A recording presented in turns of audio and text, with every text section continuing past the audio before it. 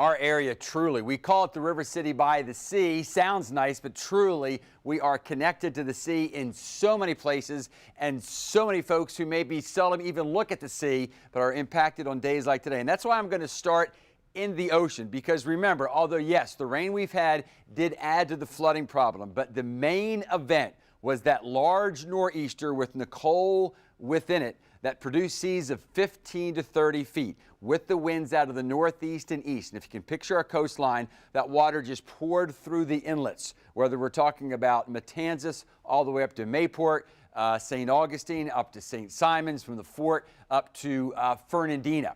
And then once it gets in there, combining with the tides, that's what has caused the flooding. So what we want to see eventually are for the winds to die. But even a shift in wind direction helps. So for instance, as these winds are right now shifting, instead of northeast, they're easterly and then southeasterly. That means already there's less water going into the inlets, at least from Fernandina Beach south. So yes, the tide helping many of us. In fact, out around the beaches, we won't have another high tide until 9:30, but the wind direction shift has helped. The winds have dropped. They were peaking at 60 to 65. Now they're peaking at 45, and the seas are starting to come down. They're still up there, but seas are starting to come down now at about 12 to 18 feet. Still a major event. So let's hop around and talk about the tides. Now, most of us had our major high tide this morning, and so we've passed those tides. Notice, though, along the St. Johns River as you go south, we're just now getting past the high tide down around Shands and Green Cove Springs. Another thing to remember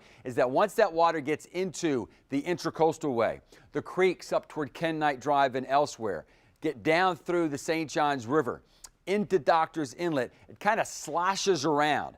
And so there's several hours in this type of event in which there's really not much of a sudden drop, though, either. In fact, you may see it go up an inch, down an inch. Think of a bathtub. And it's going to take a while for that bathtub to actually let all of the water out. So if you're a past high tide, and I'm talking about a lot of folks you that are curious along the Intracoastal, and you still, it looks like the water's coming up. I'm not expecting any more major significant rise.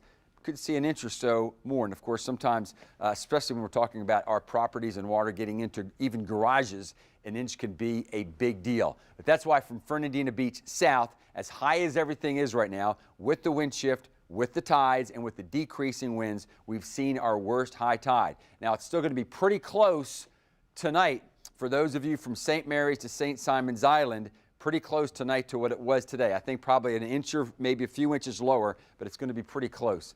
Overall, again, conditions improving for St. John's and Flagler, just taking longer along the St. John's River, because remember that high tide is still working southward on the St. John. So we've showed you many areas in Duval beyond just the beaches. Waters are high and into properties along the Intracoastal. We showed you Ken Knight Drive on the north side, San Marco. We have water if not into homes, pretty close to homes at Southampton there on the south bank, just to the east of the school board building.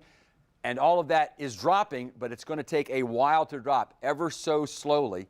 Again, in Duval now, I think we did get verification that we were higher than Ian, that's for sure, stopping about maybe if not 18 inches, maybe about 16 inches below what we had with Irma. Notice the winds. Still gusty out there, but as opposed to gust of 60 to 65, I think we're going to keep gust at around 40 through 6 p.m. But now as we go north, because you're still dealing with the wind shift. In fact, winds west of Brunswick are still out of the northeast, whereas winds along the coast are still out of the east, and your coast faces to the east and to the southeast. That's why tonight's high tide, which will be at about 10 p.m., St. Mary's to St. Simon's, and about that for Brunswick and the downtown area there. It's going to be within a few inches, so it's still going to be pretty high, and it could cause some problems. And remember, for those of you over at least Camden and Nassau, or Camden and Glenn counties, the tornado watch continues. We talked about Clay and Putnam and the tides. Black Creek is looking good. Yes, it's rising, but because you only got 5 inches instead of 10, I think Black Creek is fine. You are not under tornado watch out west toward the Suwannee, Columbia County. You might be close to our tornado watch later on this evening. And finally, we'll wrap it up for those of you in Pierce, Brantley, Charlton, and Ware counties. Your tornado watch goes until 7. In Waycross, you still have a northeast wind. Remember that boundary still has to come your way. So even if you don't get severe thunderstorms, you're going to have those gusts come through near 40. You might even see some gusts to about 50.